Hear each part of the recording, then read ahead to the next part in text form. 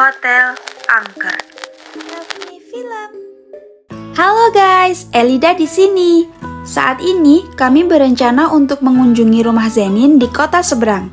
Namun, sebelum itu, kami terlebih dahulu berniat untuk mampir-mampir selama di perjalanan. Kita sudah menyiapkan list kunjungan selama perjalanan. Ada toko baju yang baru buka, ada juga toko es krim unik. Jadi, tanpa basa-basi, kami segera meluncur. Destinasi pertama ke toko baju yang penuh dengan baju-baju kokwet imut ini. Mata kami benar-benar dicuci dengan baju yang ada di display. Dengan membabi buta, kami melihat baju-baju itu. One set ini gimana? Zen, El, ini bagus nggak di aku? Kalau yang ini gimana? Setelah kami berkeliling dan mencoba berbagai model baju, aku memutuskan untuk membeli anting. Lulu membeli gelang ini, dan Zenin membeli kalung ini. Saat kami di section wanita, Kristo sedang berada di section pria dan melihat pakaian juga. Dia juga mencoba skating yang ada di toko itu.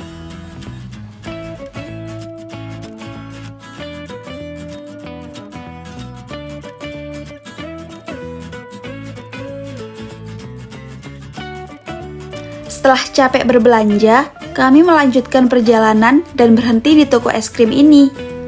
Toko ini spesial karena kon es krimnya bisa dibentuk semau kita. Pilihan rasanya juga beragam. Tak sabar, aku ingin segera mencicipinya.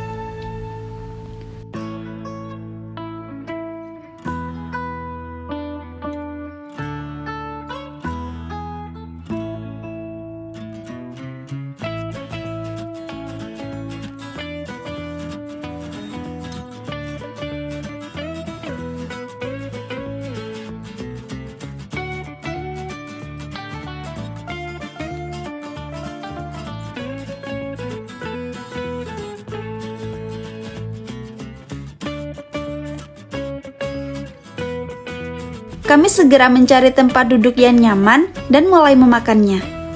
Kami berbincang banyak hal sambil menikmati es krim di siang yang cerah ini. Seusai makan es krim, kami melanjutkan perjalanan.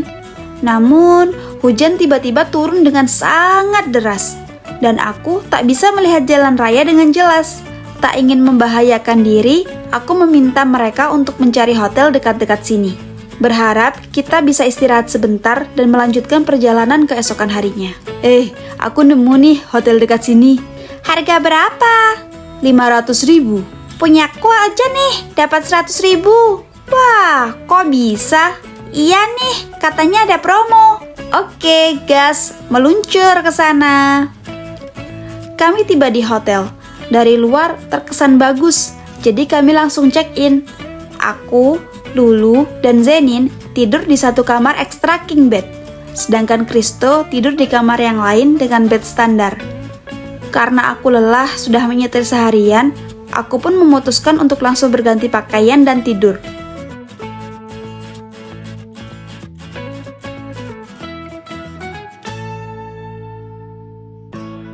Sedangkan Lulu dan Zenin asik menonton TV.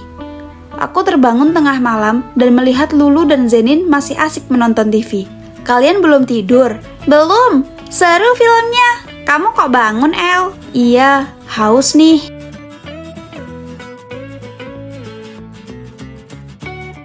Seusai minum, aku ikut menonton TV dengan mereka. Udah jam segini, tapi suara di luar masih ramai ya?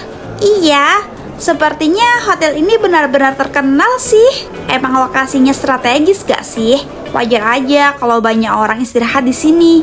Kemudian, saat kita terfokus kembali pada TV, tiba-tiba kami mendengar suara ketukan pelan di pintu. Kami saling berpandangan. Siapa? Mereka menggeleng. Ketukan terdengar lagi. Aku mengeraskan suara. Siapa? Tak ada jawaban. 1 menit berlalu.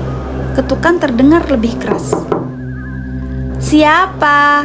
Kristo. Pintu diketuk lagi.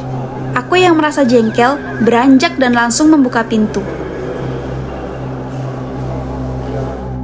Tapi tak ada siapapun di sana. Yang kulihat hanyalah lorong kosong. Bahkan suara berisik itu tetap ada. Namun lorong ini kosong. Tidak ada orang yang berlalu lalang, tak ada tanda-tanda kehidupan, hanya keheningan yang mencekam. Dengan segera aku masuk kembali dan terengah-engah. Mereka bingung. Siapa El? Ada apa El? Aku mengambil minum dan kembali duduk. Siapa? Tak ada. Apa maksudmu tak ada? Tak ada orang yang mengetuk. Oh, mungkin orang salah kamar. Bukan. Tak ada. Tak ada apa? Tak ada orang di lorong. Apa maksudmu? Suara berisik ini. Tapi tak ada orang di lorong. Zenin dan Lulu bingung. Kemudian mereka mencoba keluar dan melihat lorong untuk memastikannya sendiri. Mereka memasang wajah kaget. Segera masuk dan duduk di sampingku ketakutan. Terus, ini suara apa? Ketakutan, kami menelepon resepsionis. Halo, ada yang bisa saya bantu? Ini ada seseorang yang mengetuk pintu kamar kami terus-menerus. Baik kak, akan kami cek dari CCTV. Namun, resepsionis bilang bahwa tak ada apa-apa di sana, tak ada solusi, dan kami terlalu takut untuk keluar kamar. Jadi, kami membiarkan TV menyala dan berbaring di kasur. Kami mencoba menutup mata agar segera tertidur. Namun, suara langkah kaki berat dan samar-samar suara seretan terdengar di lorong. Suara itu semakin lama semakin jelas dan berhenti tepat di depan pintu kamar. Detak jantungku berdegup kencang, serasa menggema menyelimuti ruangan. Sepertinya Lulu dan Zenin pun merasakan hal yang sama. Meski ketakutan, kami akhirnya tertidur juga. Namun, tidurku tidak tenang. Aku bermimpi ada sesosok bayangan gelap berdiri diam di ambang pintu dan menatap dengan mata kosong. Bayangan itu tidak memiliki bentuk yang jelas, hanya seperti kabut hitam yang bergerak perlahan mendekat. Aku mencoba bangun, namun tubuhku terkunci. Keringat dingin membasahi tubuhku. Kemudian, aku mendengar suara nafas yang berat dan tangan dingin di pundakku. Akhirnya, aku terbangun dengan napas terengah-engah. Keringat membasahi seluruh tubuhku. Aku melihat sekeliling kamar, memastikan bahwa aku benar-benar sudah bangun. Dan syukurlah, tak ada apapun di sekeliling kamar. Sebentar, Zenin sedang berdiri menatapku. Aku melihat ke sebelah dan ya, Zenin tak ada di sampingku. Zenin, kenapa kamu berdiri di sana? Zenin hanya menatapku diam. Aku segera membangunkan Lulu. Lu, bangun Lu. Ada apa El? Bangun Lu, ada yang tidak beres. Lulu bangun dengan enggan dan mengikuti arah pandangku. Zen, are you okay? Zenin masih tetap berdiri diam di sana. Kebingungan dan ketakutan, aku menelepon Kristo. Kristo, tolong. Ada apa? Ke kamarku sekarang, please. Kristo memasuki kamar dan melihat kami semua dengan tatapan bingung. Ada apa? Zenin, kenapa dia? Kristo kemudian memandang Zenin serius dan mengerti ada sesuatu yang tak beres dengannya. Zenin, Kristo memanggilnya sambil berjalan mendekat. Zenin. Saat Kristo menyentuh pundak Zenin, ia pun langsung lemas dan terjatuh. Dengan segera kami membantunya berdiri dan kami duduk di kursi. Zen, kamu gak apa-apa? Aku? Kenapa? Apa yang terjadi? Kamu tidak sadar? Tidak? Bukankah aku tadi tidur? Kamu barusan berdiri di ujung kamar dan menatap kami tanpa kedip. Hah? Serius? Aku tak ingat apa-apa. Untuk menenangkan Zenin, Kristo memberinya air. Keesokan paginya, aku merasa lega karena malam telah berlalu. Namun, ketika kami turun ke lobi untuk check out, aku bertemu dengan resepsionis yang sama. Pria tua itu tersenyum samar, seolah mengetahui apa yang aku alami. "Bagaimana tidur Anda, Kak? Apakah ada yang aneh?" Sebenarnya, ya, saya merasa ada sesuatu yang aneh di sini.